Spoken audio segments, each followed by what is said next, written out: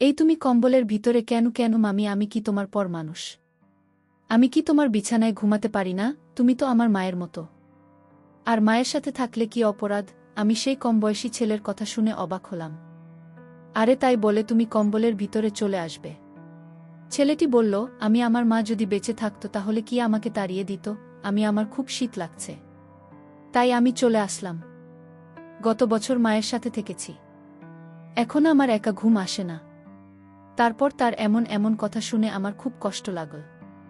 তারপর আমি তাকে আমার বিছানায় থাকতে দিলাম। রাত যখন গভীর হল তখন সেই 11 বছরের ছেলেটি আমার সাথে। বন্ধুরা, মূল ঘটনাটি শুরু করার পূর্বে তোমাদের কাছে একটা রিকোয়েস্ট, তোমরা যারা এখন আমার চ্যানেলটিকে সাবস্ক্রাইব করেননি তারা আমার চ্যানেলটি সাবস্ক্রাইব করে পাশে থাকবে। এবার মূল ঘটনাটি শুরু করি। আমি যাকে বিয়ে করেছিলাম, মানে আমার স্বামীর একটা 11 বছরের মামাতো ভাই ছিল। সেই 11 বছরের মামাতো ভাইটা আমার দিকে এক অন্যরকম দৃষ্টিতে তাকিয়ে থাকত, যেন আমার কাছে আর কিছু চাওয়ার। কিন্তু একদিন হঠাৎ ছেলেটি বলল, আমাকে আপনি গোসল করিয়ে দিবেন। আমি ভাবলাম তার বয়স 11, সে নিজেই গোসল করতে পারে, কিন্তু আমাকে দিয়ে গোসল করাতে চায় কেন? ছেলেটি কান্না করে বলল, আমার মা থাকলে আমাকে টিকিট গোসল করিয়ে দিত। তার কথা শুনে আমার কিছুটা তার প্রতি মায়া হল। তারপর একদিন গভীর রাতে ছেলেটি আমার কম্পনের ভিতরে আসে। তারপর কি ঘটেছিল তা জানতে ভিডিওটি শেষ পর্যন্ত দেখতে থাকুন। আমার নাম সেতু, আমার স্বামীর নাম রুবেল। আমি কিছুদিন যাবত লক্ষ্য করছি আমার রুমে প্রতি রাতে 11 বছরের একটা ছেলে আমার রুমে ঢুকে। সেই কম বয়সী ছেলেটি আমার সাথে কি করতে চায় এবং আমার কাছে কি চায়, কিন্তু আমি চোখ মেলে তাকাতেই আমি আর তাকে দেখতে পাই না। কিন্তু দরজা জানালা তো ভিতর থেকে লাগানো, তাহলেই রুমে কিভাবে আসলো সে? ছেলেটি তখন সেখানেই দাঁড়িয়ে আছে। সে তো ভাবল কি ছোট্ট বালকটি আমার রুমে কি করছে? সে তো এইভাবে তার পিছনে থাকা বেড সুইচটা অন করে এবং যেই সামনে তাকালে দেখে যে তার এখন রুম সম্পূর্ণ খালি, কেউ নেই তার রুমে। কিন্তু একটু আগেই যাকে দেখতে পেল সে কে ছিল তাহলে?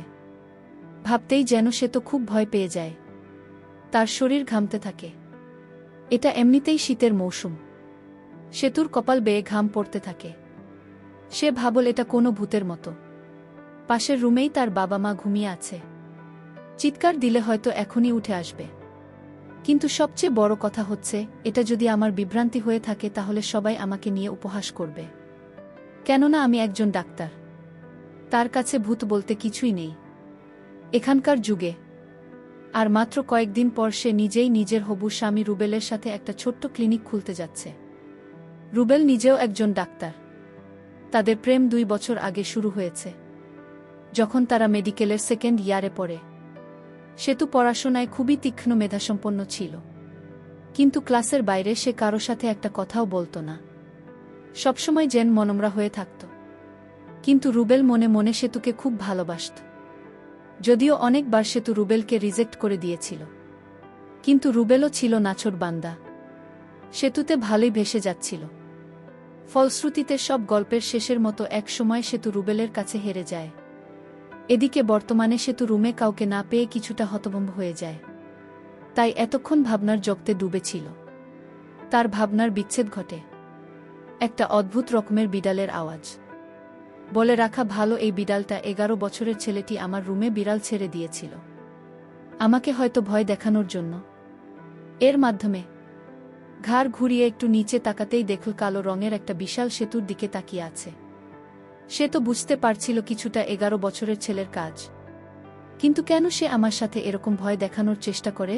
অবশ্যই এর পিছনে কোনো রহস্য আছে। আমি ভয় পেয়ে গেলাম বিড়ালটি দেখে।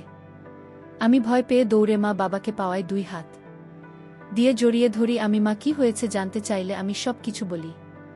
মা বাবা দুইজনই সেতুর রুম দেখার জন্য আসে, কিন্তু তারা সেই ছেলেটি কিংবা সেই বিড়ালটি কোনোটিকে খুঁজে পায় না। জানালাও লাগানো, তাই তারা এক প্রকার নিশ্চিত হয়ে যায় যে তাদের মেয়ে দুঃস্বপ্ন দেখেছে। মা বাবা আমাকে বুঝিয়ে চলে গেল। রুমে শুধু বসে রইলাম আমি। চারদিকে আবার নিজের 2 চোখ বুলিয়ে নীল মন্দিরের সব কিছু দেখতে লাগল। সে তো নিজেও বুঝে নিল যে এটা শুধু তার দুঃস্বপ্ন ছাড়া কিছুই ছিল না। তাই সে নির্বিঘ্নে আবার শুয়ে পড়ল। পরের দিন সকালে সেতুর ঘুম ভাঙে রুবেলের ফোনে। এটা যেন এখন রুটিন হয়ে গেছে। রোজ সকালে সেতুর ঘুম ভাঙানোর দায়িত্ব যেন রুবেল নিজেই নিয়েছে। সেতুর পাশে থাকা ফোনটা তুলতেই রুবেল বলতে লাগল, কি করো তুমি? এই তো বিছানায় শুয়ে শুয়ে চাঁদ দেখি। এই তোমাদের বাসার ছাদ ফুটো হয়ে গেছে নাকি? না হলে বিছানায় বসে চাঁদ কিভাবে দেখো? আরে বোকা, আমি তো মজা করেছি। তাছাড়া এ দিনের বেলায় চাঁদ কোথায় পাবো আমি? ওহ তাই তো, থাকার হাসতে হবে না। কি বলবে বলো, আমার ফ্রেশ হতে হবে। চলো না আজ আমরা দেখা করি। কতদিন হয়ে গেল দেখা করি না। দেখা হলে গল্প করতে পারবো, মনটা হালকা হবে। শুধু ফোনে কথা বলার সময় পার করে দিই। পরশুদিন ও তো দেখা করলাম, আর আগামীকাল কালই তো আমাদের বিয়ে। ওহ বুঝেছি, দেখেছ আমাদের মনের কত মিল। আমি কি বোঝাতে চেয়েছি তুমি বুঝে ফেলেছ। ঠিক আছে, আসব এখন, বাই। বলেই সে তো ফোনটা কেটে দিল। ফ্রেশ হয়ে খাবার খেয়ে নিয়ে বেরিয়ে পড়ল যেখানে রুবেলার সেতু রোজ দেখা করে আসছে। সে তোদের কোনো গাড়ি নেই, তাই সেতু রিকশা ব্যবহার করছে। পার্কের সামনে নামতে দেখে রুবেল দাঁড়িয়ে আছে। দুইজনে মিলে ভিতরে গিয়ে বসে গল্পগুজব করছে। হঠাৎ করে সেতুর নিজের ভিতর কিছুটা অস্থিরতা অনুভব করতে থাকে। নিজের ভালোবাসার মানুষ, নিজের হবু স্বামীর সাথে সদ্য হাসি খুশি করা মেয়েটা যেন নিমেষে কিছুটা অস্থিরতা অনুভব করছে। এই অস্থিরতা কিসের চাইতেও যেন মনে করতে পারছে না সেতু। রুবেল সেতুর এই দিকটা খুব ভালোভাবে লক্ষ্য করল। সে কিছু না বলে শুধু সেতুর এমন দশা দেখে যাচ্ছে। হঠাৎ একজন পথ ভিক্ষুক এসে রুবেলের সামনে বলল, স্যার গকটা টাকা দেন, আজ 2 দিন ধইরা কিছু খায় না। আগে রুবেল নিজের মানিব্যাগ থেকে 100 টাকার একটা নোট বের করে দেয়, কিন্তু এদিকে সেতু সামনে দাঁড়িয়ে থাকা এই লোকটিকে এক নজরে দেখে যাচ্ছে। তার যেন চোখের পাতা পড়ছে না। মনে হচ্ছে সেতু যেন এই লোকটিকে কত না দিন ধরে চিনে, কিন্তু সেতুর চোখে এই লোকটি 11 বছরের ছেলে, আর রুবেলের চোখে 7 বছরের বুড়ো। সে তো দেখল ছেলেটি তাকে ইশারা করে বলছে, আজ রাত দেখা হবে তোমার সাথে এবং অনেক কথা আছে। সেতু তার এই কথা শুনে আর সহ্য করতে না পেরে অজ্ঞান হয়ে যায় এবং রুবেলের সামনে মাটিতে লুটিয়ে পড়ে। রুবেল ভাবল হয়তো সামনে দাঁড়িয়ে থাকা ভিক্ষুককে দেখে ভয় পেয়ে গেছে, তাই রুবেল বিক্ষোভ থেকে চলে যেতে বলল। রুবেল তাড়াতাড়ি করে সেতুকে তুলে নিজের গাড়িতে শোল। সে তোদের বাড়িতে নিয়ে যেতেই নিজের মেয়েকে অজ্ঞান অবস্থায় দেখে সেতুর বাবা মা যেন খুবই চমকে গেল। কিন্তু রুবেল তাদের সান্ত্বনা দেওয়ার জন্য বলল যে সে তো শুধুমাত্র ফ্রাস্ট্রেশনে পড়ে জ্ঞান হারিয়েছে। এই বলে রুবেল নিজের বাসায় চলে গেল। কন্যা আগামীকালই তাদের বিয়ে, অনেক প্রস্তুতি এখনও বাদ আছে। পরের দিন দুই পরিবারের মাঝে যেন খুশির পাহাড় নেমে আসে। আজ সেতু আর রুবেলের বিয়ে। বাহিরের সবাই রুবেলের সাথে কথা বলছে, আর এদিকে ঘরের ভিতর সেতু বসে আছে। রুমে কেউ নেই। যেখানে সেতুর সবচেয়ে বেশি খুশি হওয়ার কথা সেখানে সেতু কিছুটা মনমরা। ধীরে ধীরে বিয়ে খুব ভালোভাবে সুসম্পন্ন হল। বসে যে রুবেলের বাড়িতে প্রবেশ করল। রুবেলের একটা মামাতো ভাই ছিল, তার বয়স 11 বছর, দেখতে অনেক সুন্দর। ছেলেটির নাম বাপি। রুবেলের মামাতো ভাইয়ের মা বাবা ছোটবেলায় মারা যায়। তার আর আপন বলতে পৃথিবীতে কেউ ছিল না, আর তাই রুবেল তাকে নিজের বাড়িতে এনে স্কুলে ভর্তি করে দেয়। আর তখন থেকেই রুবেলের মামাতো ভাই তাদের বাসায় থাকে। যাই হোক, আমি যেদিন রুবেলের ঘরে বসে গেলাম তখন দেখতে পেলাম 11 বছরের ছেলেটি বাপিকে। বাপিকে আমি দেখে অবাক হয়ে গেলাম। আমার রুমে যে ছেলেটিকে দেখতে পেতাম ঠিক রবিনের মতো। আমার মনে হচ্ছে এই ছেলেটি আমার রুমে যেত, কিন্তু কেন যেত তার মতো আমি বুঝতে পারিনি। একদিন ঠিকই বুঝতে পেরেছিলাম, সেটা আবার অনেক কৌশলে।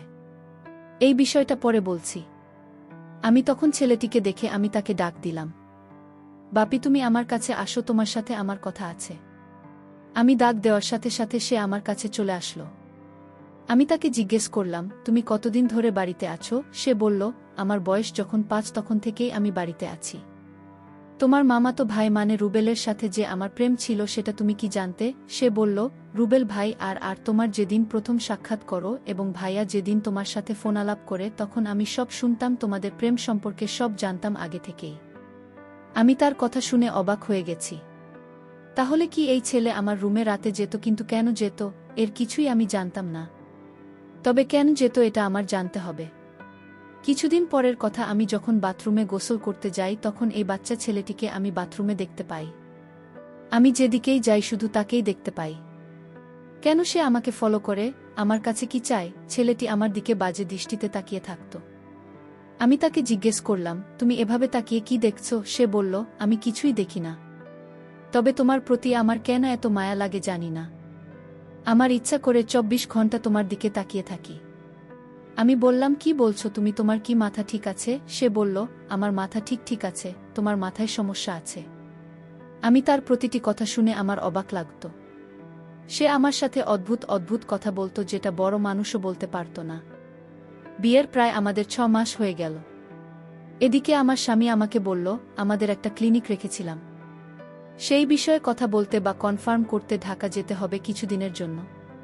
পরের দিন আমার স্বামী চলে গেল ঢাকায়। আমি বাসায় একা। আমার শ্বশুর বাড়িতে ছিল শুধু। আমার শাশুড়ি মা অনেক আগেই মারা গিয়েছিল। তারপর রাতের খাবার খেয়ে আমি আমার রুমে ঘুমাতে গেলাম। রাতের মাঝামাঝি সময়ে আমার ঘরে আমি কারো হাঁটার শব্দ শুনতে পেলাম এবং আমি আমার নিজের বাড়িতে যে বিড়ালটা ছিল সেই বিড়ালটা আমার রুমে দেখতে পেলাম। আমি ভয় পেয়ে কান্না করতে লাগলাম। হঠাৎ করে দরজাটা খুলে 11 বছরের ছেলেটি আমার কাছে এসে বলল, কি হয়েছে আপনার? কোনো সমস্যা হয়েছে কি আপনার?